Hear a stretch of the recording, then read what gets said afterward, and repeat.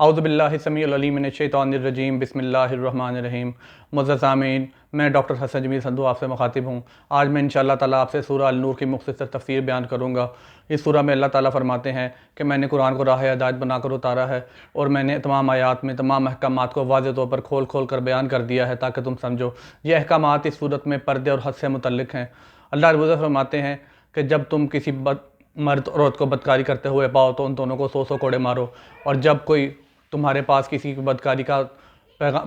لے کر آئے کہ یہ الزام لے کر آئے، کسی پر تہمت لگائے، تو اسے چاہیے کہ 4 گواہ بھی پیش کرے، اور اگر وہ ایسے گواہ پیش نہ کر سکے اور جھوٹی تہمت لگائے تو اس کو 80 کوڑے مارو۔ میاں بیوی کے بارے میں فرمایا کہ اگر ایک میاں اپنی بیوی پر بدکاری کا الزام لگائے اور گواہ نہ پیش کر سکے تو اسے چاہیے کہ وہ 4 دفعہ قسم کھائے کہ میں اللہ کی قسم کھاتا ہوں کہ یہ بدکار ہے، اور 5 دفعہ کہے کہ میں قسم کھاتا ہوں کہ اگر میں غلط ہوں تو مجھ پر اللہ تعالیٰ کی لعنت ہو۔ اور اسی طرح عورت اگر وہ سچی ہے تو وہ کہے کہ میں قسم کھاتی ہوں اللہ تعالیٰ کی، 4 مرتبہ وہ کہے کہ میں سچی ہوں، اور 5ویں دفعہ یہ قسم کھائے کہ اگر میں جھوٹی ہوں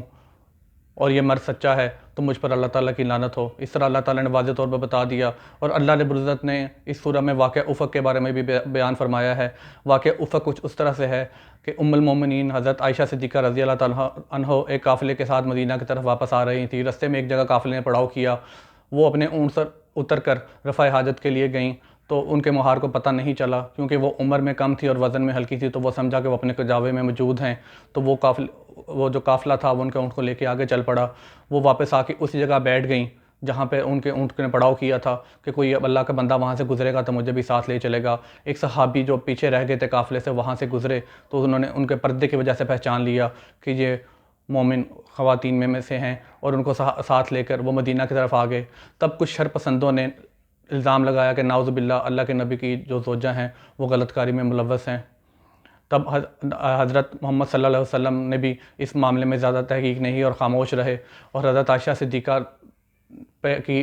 پاکیزگی کا ثبوت کچھ دنوں کے بعد اللہ تعالیٰ نے قرآن پاک میں نازل فرمایا، اور آپ صلی اللہ علیہ وسلم کو بتایا کہ وہ بالکل پاک باز ہیں، اور ان کو واقعہ کی تفصیل بھی بتا دی، اور یہ بھی فرمایا کہ آپ کو چاہیے تھا کہ آپ کے پاس اگر یہ واقعہ کا معاملہ آیا تھا تو آپ ان کے متعلق گواہ طلب کرتے اور اس کی معاملے کی تحقیق کر لیتے۔ مزید برآں اس صورت میں اللہ رب العزت فرماتے ہیں کہ پاک باز مرد پاک باز عورتوں کے لیے ہیں، اور بدکار مرد بدکار عورتوں کے لیے ہیں، اور وہ انہی سے نکاح کریں گے۔ اللہ رب العزت فرماتے ہیں کہ جب تم کسی گھر میں جاؤ، حتیٰ کہ اپنے گھر میں بھی، تو تمہیں چاہیے کہ تم 3 بار اجازت طلب کرو، اور اگر تمہیں اجازت نہ ملے تو واپس چلے جاؤ۔ اور اللہ رب العزت نے اوقات بھی بیان فرمائے ہیں جب گھر کے کسی بھی فرد کو گھر کے اندرونی حصے میں جانے سے پہلے اجازت طلب کرنی چاہیے۔ وہ اوقات کچھ اس طرح سے ہیں کہ فجر سے پہلے اور ظہر کے بعد اور رات عشاء کے بعد۔ یہ وہ اوقات ہیں کہ جب ہم لوگ عموماً آرام کر رہے ہوتے ہیں، اور اس دوران انسان کسی ایسی پوزیشن میں بھی ہوتا ہے، خاص طور پر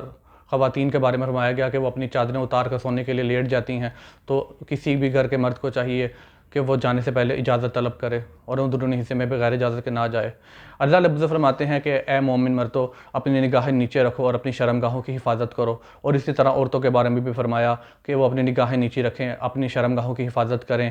اور اپنی چادریں اپنے سینوں پر ڈال لیا کریں تاکہ ان کی جسمانی حسن نمایاں نہ ہو۔ اور بناؤ سنگھار کرنے سے منع کیا گیا کہ بناؤ سنگھار مت کرتی پھریں جاہل عورتوں کی طرح جیسے قریش میں رواج تھا، اور اپنی جسمانی حسن کو ظاہر مت کریں، اور نہ زمین پر پاؤں مار مار کر چلیں کہ ان کے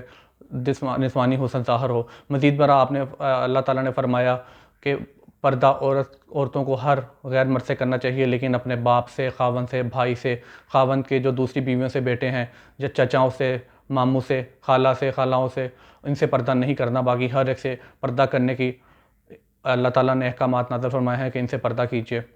مزید برآں اللہ رب العزت نے اپنی شان کے بارے میں فرمایا ہے کہ میں ہی بے شک زمین و آسمان کا نور ہوں۔ اور اللہ رب العزت نے مثال یہ بیان فرمائی ہے کہ جیسے ایک طاق ہے، اس کے اندر شیشے کی قندیل ہے، اس کے اندر ایک چراغ ہے، اور اس چراغ کو زیتون کے تیل سے روشن کیا جاتا ہے، اور اس کا نور اللہ رب العزت فرماتے ہیں کہ میرا نور زمین و آسمان پر حاوی ہے، اور میں ہی ہدایت دینے والا ہوں، اور میں ہی ہوں کہ جو گمراہوں کو ہدایت دیتا ہوں، اور جس کے مقدم میں گمراہ نہیں ہے وہ گمراہ رہ گیا۔ پس جو شیطان کی پیروی کرے گا وہ ہمیشہ گمراہ رہے گا، اور قیامت کے دن اس کو اوندا منہ جہنم کے گہرائیوں میں پھینک دیا جائے گا۔ اور اللہ رب العزت فرماتے ہیں کہ جس نے میرے نور کی پیروی کی، جو راہ ہدایت پا گیا، بس اس کے لیے ابدی جنت میں ہی ٹھکانہ ہے، جس میں باغات ہوں گے، نہریں ہوں گی دودھ کی، اور وہ ہمیشہ وہاں خوش و خرم رہیں گے، اور وہاں ان کو بے شمار انعامات سے نوازا جائے گا۔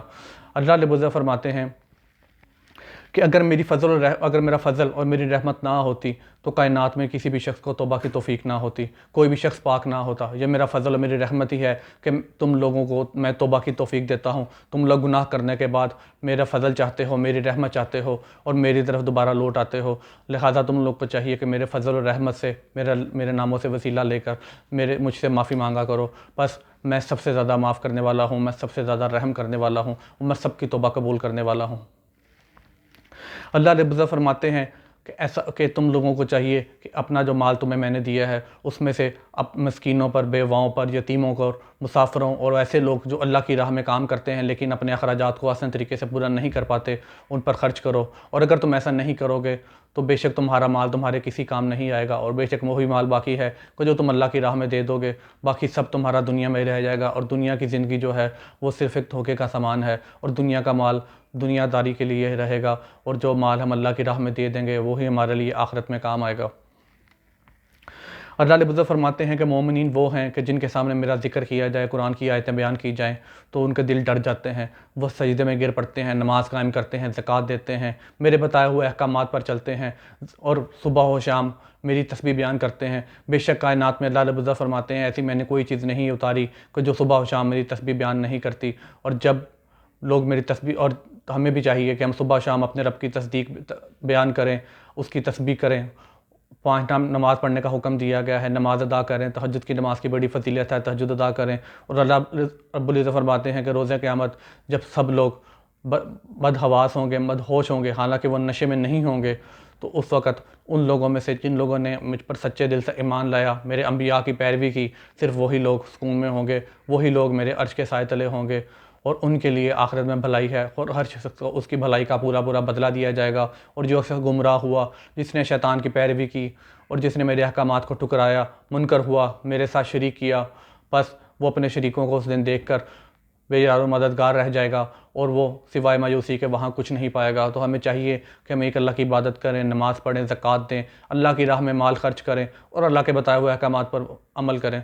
اللہ تعالی ہم سب کو رمضان کے مبارک مہینے میں اپنے اعمال درست کرنے کی توفیق عطا فرمائے۔ اللہ رب العزت ہمیں قرآن پڑھنے، سمجھنے اور عمل کرنے کی توفیق عطا فرمائے، اور ہمیں اپنے مقربین میں شامل کر لے۔ آمین یا رب العالمین۔ السلام علیکم ورحمۃ اللہ وبرکاتہ۔